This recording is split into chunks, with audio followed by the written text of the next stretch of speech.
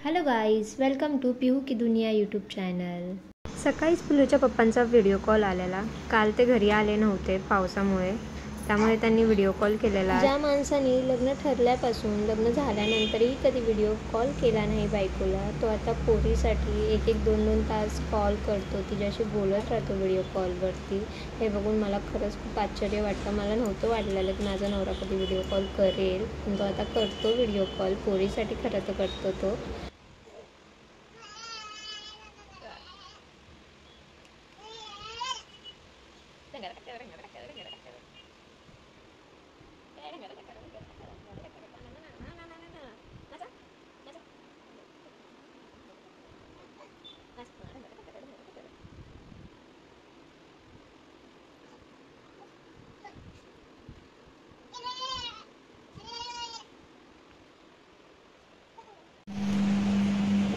पाऊस खूप असल्यामुळे सर्व पाणी आमच्या बाल्कनीमध्ये येतं पावसाचं, त्यामुळे मी पिलूला घेऊन जात नाही। म्हणून आम्ही दोघी खिडकी जराशी खोलली आणि तिथे उभे राहून आम्ही दोघी बाहेर बघत होतो। पिलूला खरं तर बाल्कनीमध्ये जायचं होतं। मी सर्व तिथलं पुसून घेतलं पाणी, तरी पाऊस चालू असल्यामुळे सर्व पाणी बाल्कनीत येतच होतं।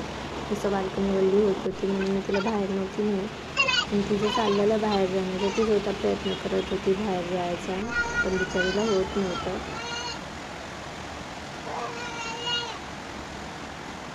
आज बिचारीचा फ्रेंड तो बाल्कनीमध्ये आलाच नाही। बिचारी त्यालाच आवाज देत असेल। जिथे जायचं तिथं काही ना काय करायचं, हे माझ्या पिलूचं मोठं काम आहे। ते ती एकदम मस्तपैकी करते, म्हणून मी लक्ष देऊन असते तिच्यावरती की ती काय करते काय नाही करत, ह्याच्याकडे माझं बारीक लक्ष असतं।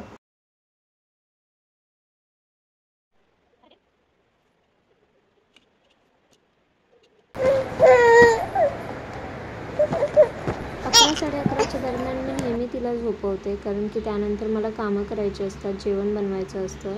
सर्व कामं मी ठेवते बाजूला, आधी तिच्यासोबत खेळते, तिच्यासोबत राहते, तिला टाईम देते। खरं तर आजी आजोबा असल्यामुळे मला त्यांची खरंच खूप मदत होते, कारण की ते जेव्हा मी कामं करत असते तेव्हा आजोबा खरं तर तिला भरवतात, तिला बघतात, तिची काळजी घेतात। म्हणून मला खरंच काही टेन्शन नसतं की माझं बाळ काय करतं आहे काय नाही करत आहे, कारण की ते दोघं असल्यामुळे मला खरंच खूप मदत होते त्या दोघांची। इथे माझ्या पोरीचं नेहमीसारखंच काम सुरू झालं की आपल्या मम्मीने बरोबर कामं केली आहेत की नाही हे बघण्याचं। नसेल केले तर चला आपण करू, असं असतं।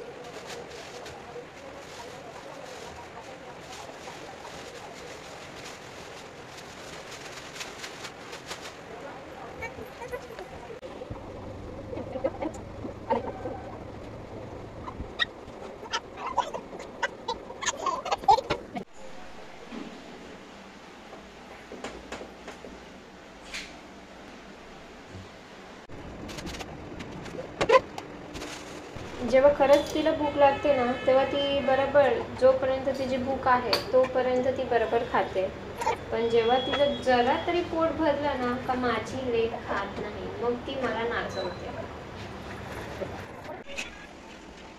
जरा कपाटाचा दरवाजा खुला दिसला का माझी लेक माझ्यासाठी कपड्यांचा ढिगारा काढून ठेवते।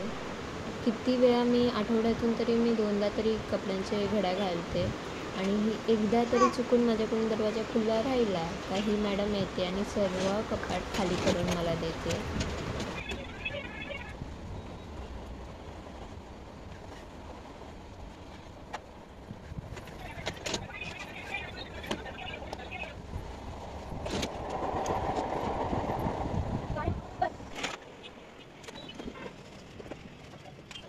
माझ्या पोरीला कितीही झोप येत असली ना तरीही बिचारी खूप कामं करते, झोपेला बाजूला ठेवते आणि मम्मीला मदत करते। आत्ताही ती मला मदतच करते। मी कितीही कॅमेरा लपवून ठेवला ना तरी माझ्या पोरीला तो दिसतो।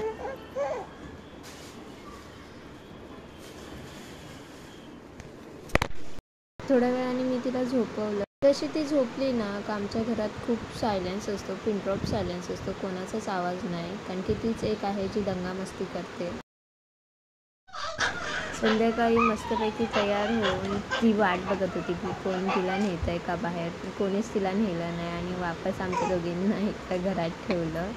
पाऊस असल्यामुळे मीच तिला पाठवत नाही, आणि आजी आजोबा पण बोलतात नको, कारण की ती खूप अशी ती सेन्सिटिव्ह आहे, तिला लगेच सर्दी बाधते।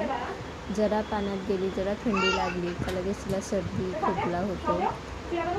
म्हणून आम्ही तिला बाहेर नेत नाही पाऊस असला का. आणि पूर्ण दिवस मी तिला सॉक्स घालूनच ठेवते.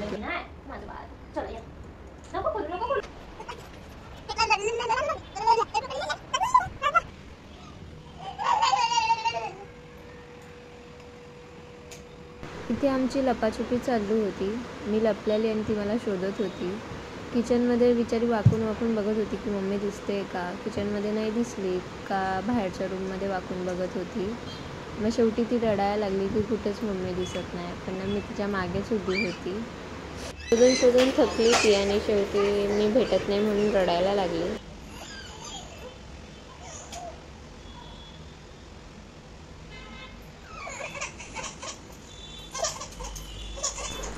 आमच्या दोघांची दुनिया ही काही वेगळीच आहे.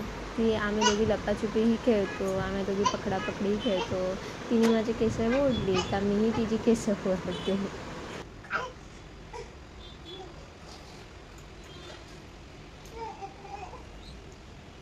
शेवटी तिने मला शोधलंच.